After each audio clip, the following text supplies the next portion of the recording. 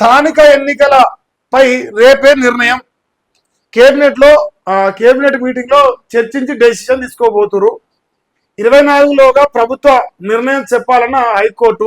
ఇవాళ ఎంత 16, 24 అంటే ఇప్పుడు ఇగో 8 రోజులు ఉన్నాయి. 8 రోజులలో చెప్పాలట. ఇంకా ఆలస్యం చేయొద్దని భావిస్తున్న సర్కార్ ఎన్నికల సన్నద్ధతకు నివేదిక ఇవ్వాలని పంచాయతీరాజ్ శాఖకు ఆదేశాలు ఇచ్చింది. ఇప్పుడు ఈ స్థానిక ఎన్నికలు ఈరోజు నిర్ణయం తీసుకోబోతున్నట. రేపు 17 తారీఖు రేపు క్యాబినెట్ భేటీ ఉంది. ఆ భేటీలో స్థానిక ఎన్నికలు ఓసారి భేటీ అన్నారు, ఇక వస్తున్నాయి ఎన్నికలు రేపే మాపే అన్నారు. దానికి తిరకాసు చేసి మళ్ళా ఆ ముగ్గురు పిల్లల నిబంధన ఎత్తేసామని చెప్పేసి ఒక డైలాగ్ వేశారు. మళ్ళా క్యాబినెట్ భేటీరు మేము హైకోర్టు ఏం చెప్పాలనుకుంటుందో చూస్తున్నాం, హైకోర్టు చెప్పిన తర్వాతనే పోతాను మళ్ళీ డైలాగ్ వేశారు. మళ్ళా చివరికి వచ్చారు, ఇప్పుడు పార్టీ పరంగా రిజర్వేషన్తో పోదాం అనుకుంటున్నామని లీకులు ఇస్తారు. ఈ లీకులు వర్కౌట్ అయితే కావాలని చెక్ చేస్తారు. ఒకవేళ ప్రజలు సైలెంట్ గా ఉంటే ఎన్నికలు పెడతారు, లేదు గాయ కత్తరు వేస్తే కథం ఏమంటే మళ్ళీ షట్ డౌన్ అవుతుంది, మళ్ళీ సిస్టమ్ షట్ డౌన్ అవుతుంది, మళ్ళా స్థానిక ఎన్నికలు పెండింగ్ పడుతుంది. ఒకసారి ఈ వార్తను ఎవరు రాసిరు? నమస్తే తెలంగాణ రాసినట్టుందా స్థానిక ఎన్నికల పైన. ఇంకో ఇది పార్టీ కోటాతోనే స్థానికం, ప్రభుత్వ పరంగా బీసీలకు 42% పక్కకే పడిపోతుంది. ఇక కాంగ్రెస్ అధిష్టానం ముందు రేవంత్ ప్రతిపాదన ఉన్నది. రేపటి క్యాబినెట్ భేటీలో చర్చించి పద్ధతిపై నిర్ణయం తీసుకున్నారు. 24వ తారీఖు హైకోర్టు చెప్పాలి. డిసెంబర్లో స్థానిక ఎన్నికల షెడ్యూల్ విడుదలవుతుంది.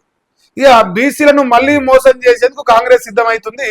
మరి 57వసారి ఢిల్లీకి పోయిన రేవంత్ రెడ్డి గారు తీసుకొచ్చిన గుడ్ న్యూస్, గుడ్డు బ్యాడు ఇంకా వరస్ట్ ఇంకేదైనా చెప్పుకొని ఇదే ఏంది, మేము కామారెడ్డి డిక్లరేషన్ అమలు చేయం, మేము కామారెడ్డి డిక్లరేషన్ అమలు చేసే దమ్ము మా దగ్గర లేదు, బీసీలకు చట్టపరంగా 42% రిజర్వేషన్ ఇచ్చే దమ్ము మా కాడ లేదు, మేము ఎంతసేపు ఉన్నా పార్టీ పరంగా రిజర్వేషన్ ఇస్తాం, మేము కులగణన చేసి ఓడు ఉత్సవాలు తగలబెట్టిన వాళ్ళు వచ్చా చింతపండు మలిగాడు అలాంటి వాళ్ళు ఇంకెంత గగ్గోలు పెట్టినా మేము పార్టీ పరంగానే ఇస్తాము. అది ఈ రోజు ఎన్నికలు పెట్టినా, రేపు పెట్టినా, మళ్ళీ తెల్లారి పెట్టినా, ఎప్పుడైనా పెట్టుకోరు. ఎన్నికలు ఎప్పుడు పెట్టినా ప్రాసెస్ మాత్రం క్లియర్. మేము పార్టీ పరంగానే ఇస్తాం. 9th షెడ్యూల్లో చేర్పించలేము, మేము ఢిల్లీలో కొట్లాడలేము, మేము గల్లీలో పొడవలేము. ఎంతసేపు ఉన్నా ఇక బీఆర్ఎస్ ఓన్ మీద అటు పోతే బీజేపీ మీద బడగాల్సి మీద వేసి ఇంకో మేము మంచోళ్ళం, వాళ్ళిద్దరు దొంగలు చూసిర్రా, వాళ్ళు రిజర్వేషన్ ఇస్తలేరు, మేము ఇస్తా అన్నాం, మేము మంచోళ్ళం, మేము పద్ధతులు అని చెప్పే ఓ ప్రయత్నం అయితే జరుగుతున్నది. మరి ప్రజలు గ్రహించాలి ఏం చెప్తున్నారు, ఏం చేస్తున్నారు, ఇది నమ్మొచ్చా నమ్మరాదా? ఇది పార్టీ పరంగా రిజర్వేషన్ ఇస్తే మరి గ్రామ పంచాయతీలలో 23 నెలలకెళ్ళి గ్రామాలను ఆగం చేసి సాధించిన ఘనత ఏంది? ఈ రిజర్వేషన్ల పేరుతోనే కదా ఈ రాష్ట్రంలో ప్రజలందరినీ మోసం చేసి కాంగ్రెస్ ఇప్పటివరకు రాజకీయం చేస్తుంది. మరి ఆ రిజర్వేషన్ అయినప్పుడు ఇక మీరు నడి బజార్లో మోసం చేసినట్టే కదా.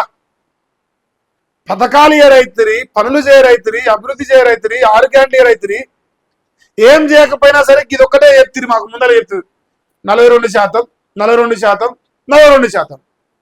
ఇదే డైలాగ్తో బతిరి. మరి లాస్ట్కి దీనికి కూడా పంగనాలు పెడుతుంది. మరి రేపు జరగబోయే క్యాబినెట్ భేటీలో ఏమొస్తుంది, దాన్ని ఏ రకంగా బీసీ సంఘాలు, బీసీ నాయకులు, బీసీ బిడ్డలు ఏ రకంగా తిరిగి కొడతారో చూద్దాం. వాళ్ళైతే డిసైడ్ అయిపోయారు మీ ఇట్లనే పోవాలని. దీనికి కౌంటర్గా నిన్న కామారెడ్డిలో బీసీ ఆక్రోశ సభ నిన్న పెట్టిరు. అది ఎవరు కవర్ చేయలేదు పెద్దగా, ఎందుకంటే చైతన్యం బీసీలు అయితే తట్టుకోలేరు అనమాట. ఇంకా ఎవరు తట్టుకోలేరు ఏంటనేది మీకు తెలియాలి.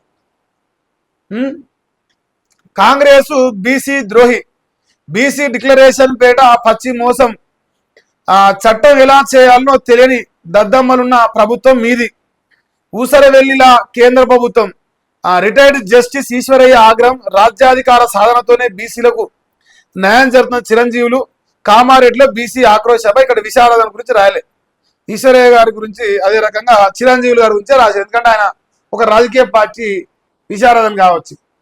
ఇక్కడ ఏం జరుగుతుందా అంటే బీసీలను మోసం చేస్తారని వీళ్ళు చెప్తారు కదా. ఇప్పుడు ఒక ఛానల్ ఉన్నది, ఒక్క సెకండ్ ఆ ఛానల్లో వీడియో పడ్డదా లేదుదాం పెట్టలే. ఓ లుచ్చగా ఉన్నాడుగా చింతపండు మల్లిగాని ఛానల్లో ఈ బీసీ ఆక్రోశ సభకు సంబంధించిన లైవ్ రాలే. ఎందుకు రాలేదు? ఎందుకంటే వాళ్ళకు అయిపోతే మనం తట్టుకోలేం కదా. ఓ లుచ్చనా కొడుకులతో రోజు తెల్లారితే ఆంబోతులకు మొత్తుకోపిస్తాం కదా. సో ఇప్పుడు ఈ రాష్ట్రంలో ఏంటంటే బీసీలు చైతన్యం అయ్యేది నా వల్లే కావాలి, బీసీల రాజ్యం వచ్చేది నా వల్లే రావాలి, బీసీలకు రిజర్వేషన్ వస్తే నా వల్లే రావాలి. ఇక నేనంటే బీసీ, బీసీ అంటే నేను ఇంకంతే, ఇంకోటి ఉండొద్దు. సో అందువల్ల ఈ ఈ ఉద్యమాన్ని నీరుగార్చే ప్రయత్నం కొందరు లుచ్చనా కొడుకు చేస్తున్నారు. అటు పోతే ఆర్ క్రిస్టియన్, ఇటు పోతే విశారదన్ మహారాజు ఇద్దరిని టార్గెట్ గా చేసి ఓ లోఫర్ నాయకులతోని తెల్లారితే మురిగిస్తా ఉండు ఈ లిచ్చనా కొడుకు చింతపండు మల్లిగాడు.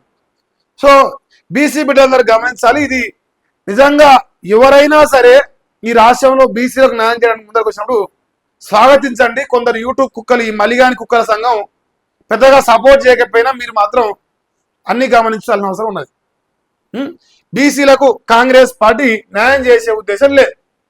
ఇది తేడతెల్లం అయిపోయింది, ఇంకా దీంట్లో దాచిపెట్టేది ఏం లేదు, ఆల్మోస్ట్ క్లియర్.